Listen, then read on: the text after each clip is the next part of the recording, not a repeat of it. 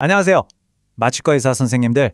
오늘은 2024년에 발표된 AHA, ACC 비심장 수술 주술기 심혈관 관리 가이드라인을 함께 공부해 보겠습니다. 무려 10년 만에 업데이트된 내용이죠. 사실 내용이 워낙 방대해서 늘 차근차근 공부할 엄두를 잘 못 내는 가이드라인인데요. 앞으로 3회에 걸쳐서 핵심만 쏙쏙 뽑아 요약해 보도록 하겠습니다. 오늘은 그 첫 번째 시간입니다.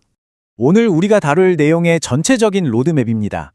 환자를 처음 만나서 평가하고 수술장에 들어가기 직전까지의 과정을 논리적인 순서대로 따라가 볼 텐데요. 먼저 가이드라인의 전반적인 개요와 핵심 개념부터 시작해서 환자와 수술의 위험도를 어떻게 분류하는지, 그리고 어떤 환자에게 수술 전 심혈관 검사를 시행할 것인지에 대한 전략을 알아볼 것입니다. 이어서 주요 심혈관 질환별 관리법과 우리에게 가장 실용적인 부분이죠. 주술기 약물 관리 프로토콜까지 꼼꼼하게 살펴보겠습니다. So we'll be walking through the entire preoperative workflow, everything from the initial assessment all the way to those final medication decisions. Okay, let's dive right into this. 첫 번째 섹션에서는 이번 2024년 업데이트의 가장 중요한 상위 개념과 변화, 그리고 모든 권고안의 기반이 되는 프레임워크에 대해 알아보겠습니다. 2014년 이후 10년 만에 개정된 만큼 과연 어떤 점들이 바뀌었고 우리가 임상 현장에서 무엇을 기억하고 적용해야 하는지 집중해서 보도록 하겠습니다. 먼저 이번 가이드라인의 정신을 요약하는 9가지 핵심 메시지, 탑 테이크홈 메시지스를 살펴보겠습니다. 첫째, 단계적이고 팀 기반의 접근, 즉 shared decision making을 굉장히 강조하고 있습니다. 둘째, 불필요한 심혈관 검사 때문에 꼭 필요한 수술이 지연되어서는 안 된다는 점, 즉 과잉 검사를 피하라는 메시지가 아주 명확합니다. The guideline really emphasizes avoiding over-testing in non-high-risk patients. 셋째, 부하 검사는 루틴이 아니라 꼭 필요한 일부 환자에게만 선택적으로 시행해야 합니다. 넷째, SGLT2 이니비터 같은 당뇨, 심부전의 새로운 약물들에 대한 주술기 관리 내용이 추가되었고요. 다섯 번째, MINS, 즉 Myocardial Injury After Non-Cardiac Surgery가 예후에 아주 중요한 독립적인 질환임을 인지하고 고형군에서 감시가 필요하다는 점입니다. 여섯째, 새롭게 진단된 심방세동은 신중한 평가가 필요하고요. 일곱 번째와 여덟 번째는 항응고 요법에 관한 것으로 불이증은 최고위험군 환자에게만 선택적으로, 그리고 경구 항응고제의 중단 및 재개 시점은 출혈과 혈전색전증 위험의 균형을 맞추는 것이 크리티컬하다고 말합니다. 마지막으로 응급 상황에서 혈액학적 불안정이 발생했을 때 Focused Cardiac Ultrasound, 즉 포커스가 아주 유용한 도구가 될 수 있다는 점입니다. 가이드라인에 더 깊이 이해하기 전에 이 권고안들의 언어 체계부터 확실히 짚고 넘어가야겠죠. 바로 Class of Recommendation, COR과 Level of Evidence, LOE입니다. COR Class 1은 강력한 권고, 즉 무조건 해야 한다는 녹색불입니다. Class 3는 절대 해서는 안 된다, harm이 될 수 있다는 빨간불이고요. 그 사이의 Class 2A는 reasonable, 2B는 may be considered로 해볼만하다 정도의 노란불이라고 생각하시면 됩니다. LOE는 그 근거가 얼마나 탄탄한지를 보여주는 지표로 A가 가장 높은 수준입니다. It's absolutely crucial to understand this recommendation system to correctly interpret the guidelines we're about to discuss. Okay, with that framework in mind, let's move on to Section 2. 이제 환자와 수술 자체의 위험도를 어떻게 공식적으로 평가하고 객칭화하는지, 즉 리스크 스트래티피케이션에 대해 구체적으로 알아보겠습니다. 사실상 모든 수술 전 평가의 출발점이라고 할 수 있죠. Here, we'll get into the specifics of how we formally assess and stratify both the patient's and the procedure's risk. 이번 가이드라인에서 가장 눈에 띄는 변화 중 하나는 수술 위험도 분류가 매우 간단하고 명확해졌다는 점입니다. 과거의 로우, 인터메디어트, 하이 리스크 세 단계 분류 대신 MACA, 즉 Major Adverse Cardiovascular Event 발생 위험이 1%를 기준으로 딱 두 가지, 로우 리스크와 엘리베이티드 리스크로 나뉩니다. This is a key change from the previous classifications, simplifying our initial risk assessment. 기억해야 할 마법의 숫자는 바로 1%입니다. 수술의 긴급도 역시 elective, time sensitive, urgent, emergency 네 가지로 정의되는데 우리의 모든 평가와 관리 전략은 바로 이 두 가지 축, 즉 수술 위험도와 긴급도에 따라 결정됩니다. 그럼 환자의 심혈관 위험도는 어떻게 예측할까요? 여러 모델들이 있습니다. 이 표는 고전적인 RCRI부터 좀 더 복잡하지만 수술 특이적인 정보를 제공하는 NSQIP Surgical Risk Calculator까지 다양한 도구들을 비교하고 있는데요. 각 모델이 어떤 변수들을 포함하고 어떤 결과를 예측하며 그 정확도가 어느 정도인지 보여줍니다. We typically use the RCRI for its simplicity and the NSQIP calculator for its comprehensive, procedure-specific risk estimation. 임상에서는 보통 이 두 가지를 가장 많이 활용하게 됩니다. 임상에서 가장 간단하고 빠르게 적용할 수 있는 도구는 역시 RCRI입니다. 6가지 위험인자는 다들 잘 아시겠지만 고위험 수술, 허혈성 심질환, 우열성 심부전, 뇌혈관 질환 과거력, 수술 전 인슐린 치료, 그리고 수술 전 크레아티닌 수치 2.0 초과입니다. 여기서 핵심은 해석법입니다. 이 중 2개 이상의 위험인자를 가지고 있으면 바로 엘리베이티드 리스크 환자로 분류되고 이 환자는 좀 더 주의 깊게 봐야겠구나 하는 첫 번째 신호가 되는 거죠. It remains a simple and clinically useful tool that we can apply quickly at the bedside. 환자의 기능적 수용 능력, 즉 Functional Capacity 평가는 위험도 평가의 정말 중요한 핵심 요소입니다. 환자 자신의 몸이 말해주는 스트레스 테스트 결과나 마찬가지니까요. 우리는 흔히 METS라는 단위를 사용하는데 4매치가 중요한 기준점이 됩니다. 이 슬라이드에 보이는 DASI는 환자의 일상활동에 대한 구체적인 질문을 통해 객관적으로 METS를 추정하는 아주 유용한 도구입니다. The DASI is a great tool for this, where a score less than 34 corresponds to poor functional capacity, or less than 4 METS. 예를 들어, 스스로 옷을 입을 수 있나요? 집안일을 할 수 있나요? 같은 질문들로 점수를 매겨서 34점 미만이면 기능적 능력이 떨어진다고 판단합니다. 이번 가이드라인에서는 전통적인 심장 위험인자 외에 노쇠, 즉 frailty 평가를 정말 많이 강조하고 있습니다. 노쇠는 단순히 나이가 많은 것과는 다른 개념으로 수술 후 사망, 합병증, 장기 입원 등 나쁜 예후를 예측하는 아주 강력하고 독립적인 인자입니다. 따라서 수술 전 평가 시 노쇠에 대한 스크리닝을 하고 그 결과를 바탕으로 환자 및 보호자와 수술의 위험과 이득에 대한 논의, 즉 shared decision making 과정에 반드시 포함시켜야 합니다. Beyond traditional cardiac risk, the new guidelines strongly emphasize assessing frailty. And this brilliantly illustrates the new role of biomarkers in preoperative assessment. 이것도 이번 가이드라인의 아주 큰 변화 중 하나인데요. 과거에는 루틴으로 권고되지 않았던 수술 전 바이오마커 측정이 이제 중요한 역할을 하게 되었습니다. Elevated Risk 환자에서 수술 전 BNP나 NT-proBNP 혹은 고감도 트로포닌을 측정하는 것이 클래스 2A 또는 2B 권고사항으로 제시되었습니다.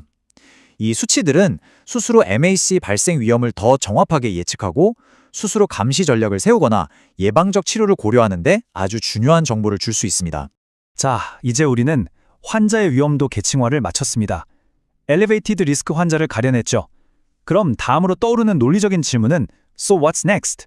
과연 어떤 수술 전 검사가 실제로 필요한가일 것입니다. 이 섹션에서는 바로 그 문제, 즉 누구에게 어떤 검사를 언제 해야 하는지에 대해 집중적으로 다뤄보겠습니다. 가장 기본적인 검사인 12유도 심전도부터 시작하겠습니다. 이 표의 핵심 메시지는 제발 모든 환자에게 루틴으로 심전도를 찍지 말라는 것입니다. 증상이 없는 환자가 저위험 수술을 받을 때 루틴으로 심전도를 찍는 것은 클래스 3, 즉 no benefit 혹은 험이 달 수 있는 권고사항입니다. 반면 알려진 심혈관 질환이 있는 환자가 엘리베이티드 리스크 수술을 받을 때에는 베이스라인 심전도를 확보하고 주술기 관리를 계획하기 위해 시행하는 것이 클래스 2A로 권고됩니다. 심장 초음파 역시 절대 루틴 스크리닝 목적으로 사용해서는 안 됩니다. 심초음파의 가장 중요한 역할, 즉 클래스 1 적응증은 원인 불명의 호흡곤란이 있거나 심부전 증상이 악화된 환자에서 심실 기능을 평가하는 것입니다. 또한 안정적인 심부전 환자라도 엘리베이티드 리스크 수술을 앞두고 있다면 수술 전 상태를 평가하고 우리의 마취 계획을 세우기 위해 심초음파를 고려해 볼 수 있습니다. Echocardiography's primary role is to evaluate new or worsening symptoms or for high-risk patients where the result will change management, not for routine screening. 심장 부하 검사, 즉 스트레스 테스트는 아주 선택적인 환자군에게만 해당됩니다. 바로 엘리베이티드 리스크이면서 펑셔널 캐패시티가 4 METS 미만으로 좋지 않은 환자, 그리고 가장 중요한 조건은 이 검사 결과가 환자의 치료 계획, 예를 들어 관상동맥 재괄 요술이나 수술 계획 자체를 바꿀 수 있을 때만 고려해 볼 수 있습니다. 이 편은 다양한 부하 검사들의 적응증과 금기증을 비교하고 있습니다. For patients with elevated risk and poor functional capacity, a stress test may be considered, and this table compares the different modalities available to us. 이 슬라이드에 보이는 알고리즘이 이번 섹션 전체를 관통하는 가장 중요한 내용이라고 할 수 있습니다. 수술 전 심장 평가의 전체적인 과정을 단계별로 명확하게 보여주는데요. 1단계, 수술의 긴급도를 평가합니다. 응급이면 바로 수술장으로 가야죠. 2단계, 급성 관상동맥 증후군 ACS 여부를 확인합니다. 3단계, 메이스 위험도를 예측하고 4단계, 메이스 위험도가 1% 이상이라면 환자의 펑셔널 캐패시티를 평가합니다. 그리고 마지막 5단계, 펑셔널 캐패시티가 불량하거나 알 수 없을 때, 그리고 그 결과가 환자 관리에 영향을 미칠 것이라고 판단될 때에만 비로소 추가적인 검사를 고려하게 됩니다. This algorithm is the single most important slide for this section as it elegantly summarizes the entire preoperative cardiac testing strategy. 자, 이제 기어를 바꿔서 특정 심혈관 질환을 가진 환자들의 관리에 대해 집중적으로 살펴보겠습니다. 일반적인 원칙들을 알았으니 이제 좀 더 구체적인 케이스들로 들어가 보는 거죠. 관상동맥 질환, 심부전 혹은 판막 질환을 가진 환자가 수술을 받으러 왔을 때 우리는 어떻게 접근해야 할까요? How do we manage patients with known CAD, heart failure, or valvular disease coming for surgery? So the crucial point is the timing of elective surgery after PCI. 스텐트 혈전증이라는 치명적인 합병증을 막기 위해 이 부분은 정말 중요합니다. 이 표는 PCI 종류에 따라 최소한으로 요구되는 대기 기간을 명확히 보여줍니다. 풍선 확장술만 했다면 최소 14일, 베어메탈 스텐트 BMS는 최소 30일이 필요합니다. 약물 용출 스텐트 DES의 경우는 복잡한데 항혈소판제 중단에 따른 스텐트 혈전증 위험과 수술 중 출혈 위험을 저울질하여 최소 3개월에서 6개월까지 기다리는 것을 고려할 수 있습니다. 이 결정은 반드시 심장내과, 외과, 그리고 저희 마취과 의사가 함께 논의해야 하는 멀티디스플리너리 디시전입니다. 고혈압 관리에 있어서 가이드라인은 아주 실용적이고 명확한 지침을 줍니다. 수술 전 목표는 수축기혈압 88, 이완기혈압 11 미만입니다. 하지만 더 중요한 메시지는 이 범위 내에 혈압 상승만으로 엔드 오건 데미지의 증거가 없다면 수술을 취소하지 말라는 것입니다. For hypertension, the guideline is clear. Avoid last-minute cancellations for moderate elevations without end organ damage. 만성적으로 복용하던 약은 계속 유지하고 특히 수술 당일 베타 차단제를 새로 시작하는 것은 절대 피해야 합니다. 이 슬라이드는 다른 주요 동반질환에 대한 접근법을 요약하고 있습니다. 심부전 환자는 수술 전에 체액 상태를 최적화하고 GDMT를 최대한 적용해야 합니다. 특히 중요한 것은 중증의 증상이 있는 대동맥 판막 협착증 환자입니다. 이들은 일렉티브 엘리베이티드 리스크 수술 전에 반드시 판막 치환술, SAVR 또는 TAVI를 먼저 고려해야 합니다. This is a class 1 recommendation. 이건 정말 타협의 여지가 없는 강력한 공고입니다. 심방세동은 rate control과 항응고 요법 결정이 핵심이며 CIED 환자는 수술 전 기기 점검과 수술 중 관리 계획 수립이 필수적입니다. 자, 이제 마취과 의사로서 우리에게 가장 실질적인 질문 중 하나이자 아마 가장 많은 논쟁이 있었던 약물 관리에 대한 섹션입니다. 어떤 약을 계속 투여하고 어떤 약을 중단해야 할까요? This is one of the most practical sections for us as anesthesiologists, answering that daily question, to hold or not to hold. 여기서 아주 중요한 practice changing 포인트가 나옵니다. 이번 가이드라인에서는 수술 당일 아침에 AC inhibitor나 ARB 같은 RAAS 억제제를 클래스 2A로 권고합니다. 마취 유도 시 발생할 수 있는 심각한 저혈압의 위험을 줄이기 위함이죠. 반면에 만성적으로 복용하던 베타 차단제는 반드시 무슨 일이 있어도 계속 투여해야 합니다. Here's a major practice point. The guideline now recommends holding AC inhibitors and ARBs on the morning of surgery, but beta blockers must be continued. DOA식, 즉 직접 경구 항응고제 관리는 결국 약미약 싸움입니다. 각 약물의 반감기를 아는 것이 전부라고 할 수 있죠. 이 편은 각 약물의 반감기와 함께 수술의 출혈 위험도에 따라 언제 약을 중단해야 하는지에 대한 명확한 프로토콜을 제공합니다. 예를 들어 아픽사반의 경우 반감기가 12시간이니까 출혈 위험이 높은 수술의 경우 3S4 half-lives, 즉 최소 48시간 전에 중단해야 하는 거죠. Managing DOACs is all about knowing their half-lives and applying this clear protocol based on the procedure's breathing risk. 네, 여기까지 환자를 처음 만나서 수술장에 들어가기 직전까지 수술 전 평가의 모든 과정을 살펴보았습니다. 이제 환자는 최적의 상태로 수술을 기다리고 있죠.